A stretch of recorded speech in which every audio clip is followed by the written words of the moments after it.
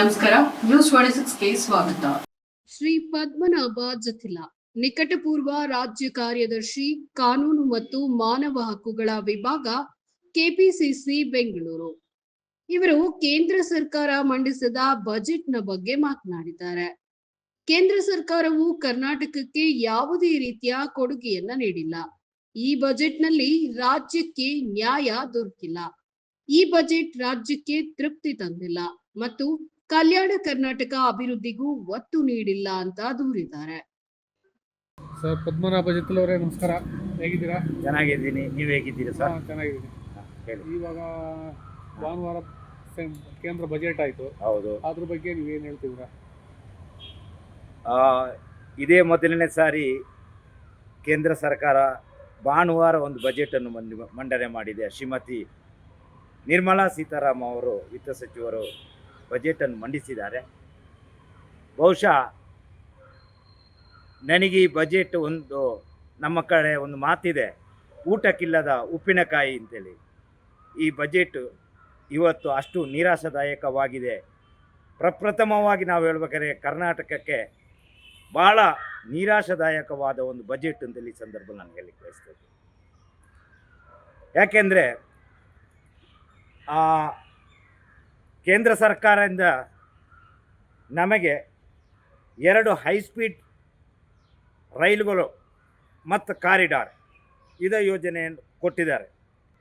ಅಂಥದ್ದನ್ನು 2 ಕೊಟ್ಟಿದ್ದಾರೆ. ಆದರೆ ನಮಗೆ ಬೇಕಾಗಿದ್ದು ಬೆಂಗಳೂರು ಮಂಗಳೂರು, ಬೆಂಗಳೂರು ಪುಣೆ, ಇದನ್ನು ಕೇಂದ್ರ ಸರ್ಕಾರ ಈ ಸರಿ ಬಜೆಟ್ನಲ್ಲಿ ಪ್ರಸ್ತಾಪ ಮಾಡಿಲ್ಲ. ಈ ಹಿಂದೆ ಸುಮಾರು 5,200 ಕೋಟಿ ರೂಪಾಯಿಯಷ್ಟು ಮೀಸಲು ಇಡ್ತೀವಿ ರಾಜ್ಯ ಸರ್ಕಾರದ, ಕರ್ನಾಟಕ ಸರ್ಕಾರದ ಅಭಿವೃದ್ಧಿ ಯೋಜನೆಗಳಿಗೆ. ಅದನ್ನು ಕೇಂದ್ರ ಸರ್ಕಾರ ನಿನ್ನೆ ಬಜೆಟ್ನಲ್ಲಿ ಪ್ರಸ್ತಾಪ ಇಲ್ಲ.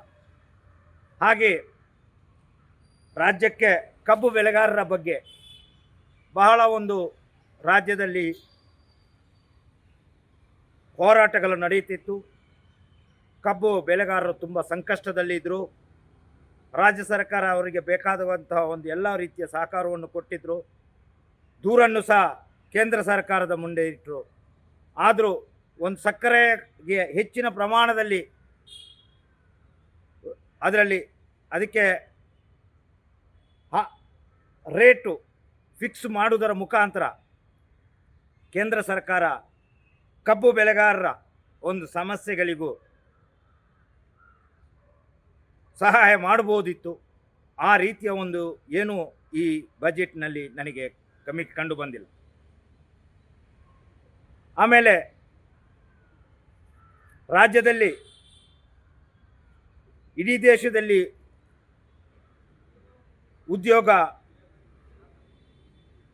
ನಿರುದ್ಯೋಗ ಸಮಸ್ಯೆ ಇದೆ. ಬಡತನ ನಿರ್ಮೂಲನೆಯ ಸಮಸ್ಯೆಗಳು ಇದ್ದಾವೆ. ಹಾಗೂ ಎಷ್ಟೋ ಯುವ ಪ್ರತಿಭೆಗಳಿಗೆ ಉದ್ಯೋಗದ ಅವಕಾಶಗಳನ್ನು ಕಲ್ಪಿಸುವಂಥದ್ದು ಮಾಡ್ಬೋದಿತ್ತು. ಈ ಬಜೆಟ್ 2047ನೇ ಇಸ್ವಿವರೆಗೆ ಅಂತ ಹೇಳುವಂಥದ್ದು ಒಂದು ದೂರದೃಷ್ಟಿಯನ್ನು ಇಟ್ಟುಕೊಂಡು ಮಾಡ್ತಾ ಇದ್ದಾರೆ. ಪ್ರಸ್ತುತವಾಗಿ ಇರುವಂಥ ಸಮಸ್ಯೆಗಳಿಗೆ, ಈ ದೇಶದಲ್ಲಿ ಕಾಡುವಂಥ ಸಮಸ್ಯೆಗಳಿಗೆ, ರಾಜ್ಯದ ಸಮಸ್ಯೆಗಳಿಗೆ, ಮೊದಲನೇ ಕರ್ನಾಟಕ ರಾಜ್ಯಕ್ಕೆ ಏನು ಮಾಡಿದ್ದಾರೆ, ಯಾವ ಒಂದು ಉತ್ತೇಜನವನ್ನು ಕೊಟ್ಟು ಮಾಡಿ ಇಂಥದಕ್ಕೆ ನಾವು ಕೇಂದ್ರ ಸರ್ಕಾರ ಕೊಡ್ತೀವಿ ಅಂತ ಹೇಳುವಂಥದ್ದು ಎಲ್ಲಿ ಮಾಡಿ. ಬಹುಶಃ ನಾನು ಕಂಡಂತೆ ಅಟಲ್ ಬಿಹಾರಿ ವಾಜಪೇಯಿ ಅವರು ಪ್ರಧಾನಮಂತ್ರಿ ಆಗಿದ್ದಾಗ ರಾಜ್ಯದಲ್ಲಿ ಎಸ್ ಎಂ ಕೃಷ್ಣ, ರಾಜ್ಯ ಕಾಂಗ್ರೆಸ್ ಪಕ್ಷದ ಎಸ್ ಎಂ ಕೃಷ್ಣ ಅವರು, ಗೌರವಾನ್ವಿತ ದಿವಂಗತ ಎಸ್ ಎಂ ಕೃಷ್ಣವರು ಸರ್ಕಾರ ಇತ್ತು.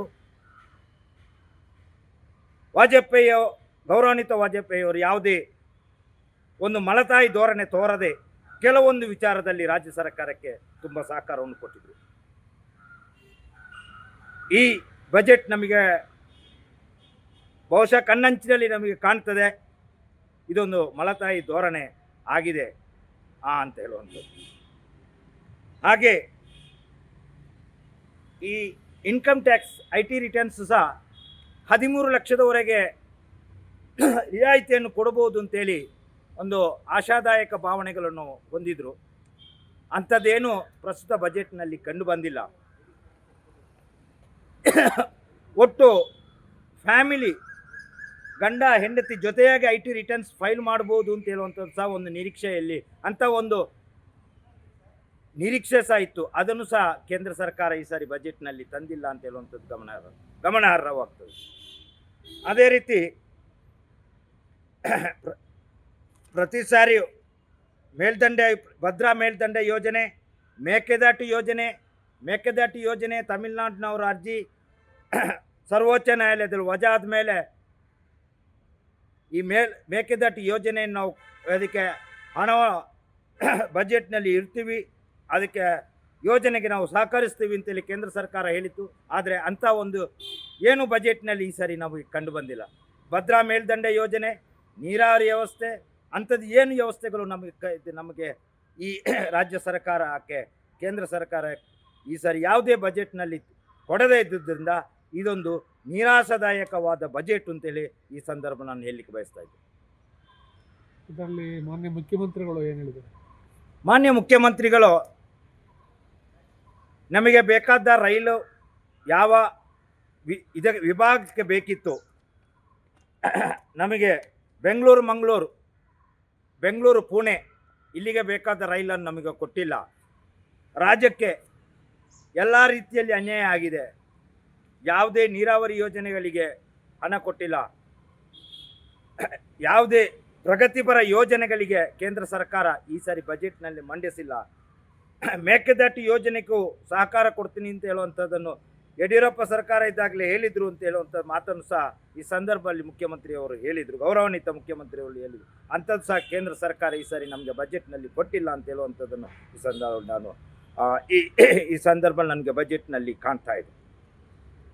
ಇನ್ನು ಉಪಮುಖ್ಯಮಂತ್ರಿಗಳು ಸಹ ನರೇಗಾವನ್ನು ಒಂದು ಉದ್ಯೋಗ ಖಾತ್ರಿಯ ಇದನ್ನು ಬದಲಾವಣೆ ಮಾಡಿಸಬೇಕು ಅಂತೇಳಿ ಒಂದು ಕೇಂದ್ರ ಸರ್ಕಾರ ಹೊರಟಿದೆ.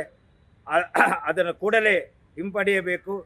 ಕಬ್ಬು ಬೆಳೆಗಾರರಿಗೆ ಅನ್ಯಾಯ ಆಗಿದೆ, ಅದರ ಬಗ್ಗೆಯೂ ಕೇಂದ್ರ ಸರ್ಕಾರ ಏನು ಈ ಸಾರಿ ಬಜೆಟ್ನಲ್ಲಿ ತಗೊಂಡಿಲ್ಲ ಅಂತ ನಮಗೆ ಸತತ 6-7-8 ವರ್ಷದಿಂದ ಕೇಂದ್ರ ಸರ್ಕಾರ ಅನ್ಯಾಯ ಮಾಡ್ತಾ ಇದೆ ಅಂತೆಲ್ಲ ಮಾತನ್ನು ಸಂದರ್ಭದಲ್ಲಿ ಮಾಧ್ಯಮದ ಮುಖಾಂತರ ಹೇಳಿದ್ದಾರೆ ಅಂತ ಹೇಳಿ. ಈ ಸಾರಿ ಬಜೆಟ್ ನಿಮಗೆ ತೃಪ್ತಿ ತಂದಿಲ್ಲ ಅಂತ? ಈ ಸಾರಿಯ ಬಜೆಟ್ ತುಂಬ ನಿರಾಶಾದಾಯಕವಾಗಿದೆ. ಬಹಳ 2047ನೇ ಇಸ್ವಿ ಅಂತ ಒಂದು ಅಲ್ಲಿಯವರೆಗಿನ ಒಂದು ಯೋಜನೆ ಈಗಿನ ಮಟ್ಟಿಗೆ ಇವತ್ತಿನ ಮಟ್ಟಿಗೆ ರಾಜ್ಯಕ್ಕೆ ಏನು ಸಹಕಾರ ಕೊಟ್ಟಿದೆ, ಏನು ಬಜೆಟ್ನಲ್ಲಿ ಕೊಟ್ಟಿದೆ, ಆ ಮುಖಾಂತರ ಉದ್ಯೋಗ ಸೃಷ್ಟಿ ಆಗ್ತದಾ, ಬಡತನ ನಿರ್ಮೂಲನೆ ಆಗುತ್ತಾ, ಸಾಮಾಜಿಕ ಸಮತೋಲನೆ ತರಲಿಕ್ಕೆ ಸಾಧ್ಯ ಇದೆಯಾ? ಅಂಥದ್ದು ಏನಿಲ್ಲ. ಏನೋ ಹಾಸ್ಟೆಲ್ಗಳು ಕೊಡ್ತೀವಿ, ಎಲ್ಲ ಮೀನುಗಾರರಿಗೆ ಇದು ಮಾಡ್ತೀವಿ, ಮಾಡಲಿ. ಆದರೆ ಸರ್ಕಾರಕ್ಕೆ ಬೇರೆ ರೀತಿಯಲ್ಲಿ ಏನಷ್ಟೋ ಸಮಸ್ಯೆಗಳು ಇದ್ದಾವೆ, ಆ ಸಮಸ್ಯೆಗಳಿಗೆ ಕೇಂದ್ರ ಸರ್ಕಾರ ಸ್ಪಂದಿಸಿಲ್ಲ ಅಂತ ಹೇಳುವಂಥದ್ದು ಈ ಸಂದರ್ಭ ನಾನು ಹೇಳಲಿಕ್ಕೆ ಬಯಸ್ತಾ ಇದ್ದೀನಿ. ತಮಗೆ ಧನ್ಯವಾದಗಳು. Thank you. ಕರೆಕ್ಷನ್ ಮಾತಾಡಿ ಸರ್. ಇನ್ನಷ್ಟು ಸುದ್ದಿಗಾಗಿ ನೋಡ್ತಾ ಇರಿ News 26 ಕನ್ನಡ. ನಾವು ನಿಮ್ಮೊಂದಿಗೆ.